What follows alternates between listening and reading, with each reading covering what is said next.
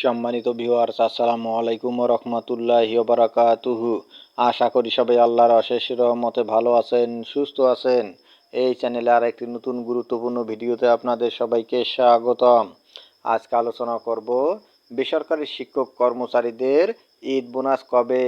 বিস্তারিত থাকছে ভিডিওতে। এই ভিডিওটি দেখার আগে যারা এই চ্যানেলে একদম নতুন তারা অবশ্যই চ্যানেলটি সাবস্ক্রাইব করে পাশে থাকা বেল আইকনটি প্রেস করে দিন।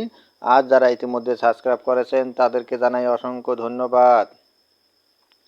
বেসরকারি শিক্ষক কর্মচারীদের ঈদ বোনাস কবে? বেসরকারি স্কুল কলেজে কর্মরত এমপিওভুক্ত শিক্ষক কর্মচারীদের ঈদ উৎসবের প্রস্তাব পেয়েছে শিক্ষা মন্ত্রণালয়। আজ রোববার 23শে মার্চ এ প্রস্তাব পেয়েছে মন্ত্রণালয়। এ প্রস্তাব শিক্ষা উপদেষ্টার অনুমোদনের পর জিও জারি করা হবে বলে জানা গেছে। রোববার দ্য ডেইলি ক্যাম্পাসের সাথে আলাপকালে এসব কথা জানান শিক্ষা মন্ত্রণালয়ের মাধ্যমিক ও উচ্চ শিক্ষা বিভাগের উপসচিব বাজেট লিউজা উল জান্নাহ। শিক্ষা মন্ত্রণালয়ের এই কর্মকর্তা আরও জানান, স্কুল কলেজের শিক্ষক কর্মচারীদের ঈদ বোনাসের প্রস্তাব আজ হাতে পেয়েছি। এ প্রস্তাব কয়েকটি ধাপ অতিক্রম করে অনুমোদন হবে। জিও জারির পর তারা ঈদ বোনাসের অর্থ তুলতে পারবেন। শিক্ষক কর্মচারীরা বোনাসের অর্থ কবে পেতে পারেন এমন প্রশ্নের জবাবে তিনি বলেন, এটি নির্দিষ্ট করে বলা সম্ভব নয়। দ্রুত সময়ের মধ্যে তারা যেন বোনাসের অর্থ পায় সেই চেষ্টা করছি। জানা গেছে, সরকারি কর্মকর্তা কর্মচারীরা ইএফটির মাধ্যমে বেতন ভাতা পান। তবে বেসরকারি শিক্ষা প্রতিষ্ঠানে কর্মরত এমপিওভুক্ত শিক্ষক কর্মচারীদের বেতন ভাতা সরকারি কোষাগার থেকে ছাড় হলেও তা রাষ্ট্রায়ত্ত 8টি ব্যাংকের মাধ্যমে অ্যানালগ পদ্ধতিতে ছাড় হয়। এই অর্থ তুলতে শিক্ষকদের নানা ভোগান্তিতে পড়তে হতো।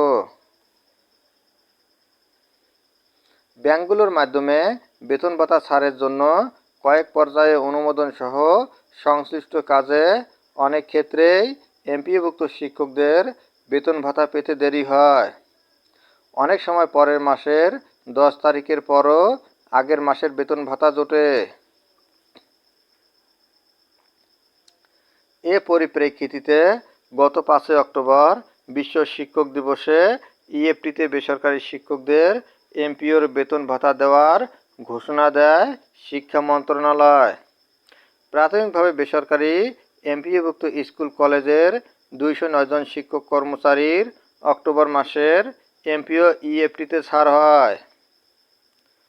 পরবর্তী সময়ে গত 1 জানুয়ারি 1,89,000 শিক্ষক ইএফটির মাধ্যমে বেতন ভাতার সরকারি অংশের টাকা পেয়েছেন। দ্বিতীয় ধাপে 67,000, তৃতীয় ধাপে 84,000 এবং চতুর্থ ধাপে 8,200 এর অধিক শিক্ষক কর্মচারীকে ডিসেম্বর মাসের বেতন দেওয়া হয়েছে। ইতিমধ্যে তারা জানুয়ারি মাসের বেতনও পেয়েছেন, তবে তাদের ফেব্রুয়ারি মাসের বেতন এখনও হয়নি। অন্যদিকে পঞ্চম ধাপে প্রায় 16,500 শিক্ষক কর্মচারী এখনও ডিসেম্বর মাসের বেতন পাননি।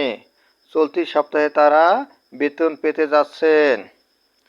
ধন্যবাদ জানিয়ে বিদায় নেওয়ার আগে আবারও অনুরোধ জানাই, যদি ভিডিওটি ভালো লাগে এবং সর্বশেষ শিক্ষামূলক আপডেট ভিডিও পেতে চান তাহলে অবশ্যই চ্যানেলটি সাবস্ক্রাইব করুন। ধন্যবাদ সবাইকে।